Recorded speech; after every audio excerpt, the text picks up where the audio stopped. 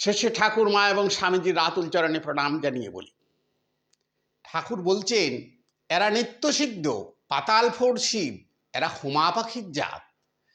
কিরকম না, এরা বসানো শিব নয়, এরা এরকম গড়ে দেওয়া হয়েছে, শিক্ষা দেওয়া হয়েছে, আধ্যাত্মিকতার শোনানো হয়েছে, তার জন্য এরা এরকম বিষয়ে আসক্ত শূন্য হয়ে গেছে এমন নয়। এরা কিন্তু জন্মসিদ্ধ, জন্মে জন্মে এরা এইরকম হয়ে এসে এই জন্ম প্রাপ্ত হয়েছে। একবারে অবতার বরিষ্ঠের পার্শ্বদ হয়ে কাজ করবে বলেই তার জন্যে বলছে যে এটা বসানো শিব নয়, এটা পাতাল ফোর শিব। এবারে অরিজিনাল শিবেরই অংশ এরা। এই নরেন, এই রাখালে, এই কালী, এরা কিন্তু সামান্য কেউ ছিলেন না।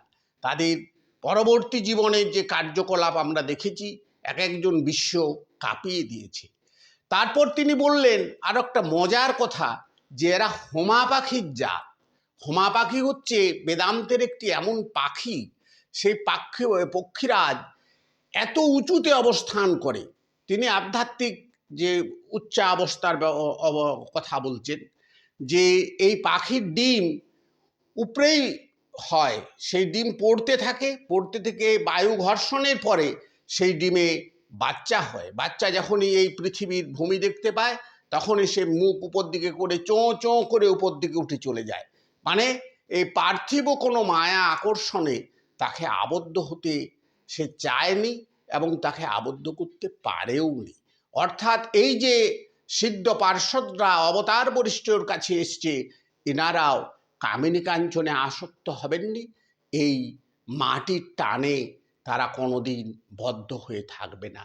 তারা পরবর্তীকালে এক একজন নিজ নিজ পরিচয় দিয়ে জগৎকে আলোকিত করেছিলেন এবং জগতে এক একজন নির্দিষ্ট নির্দিষ্ট ভূমিকায় অবতীর্ণ হয়ে বুঝিয়ে দিয়েছিলেন। তারা তার সেই অবতার বরিষ্ঠ কথা বিন্দুমাত্র ভুল ছিল না।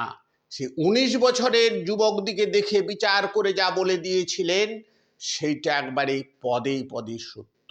এই হলেন অবতার বরিষ্ঠ, এই হলেন শ্রীরামকৃষ্ণ। নমস্কার, সবাই ভালো থাকবেন, সুস্থ থাকবেন, আনন্দে থাকবেন।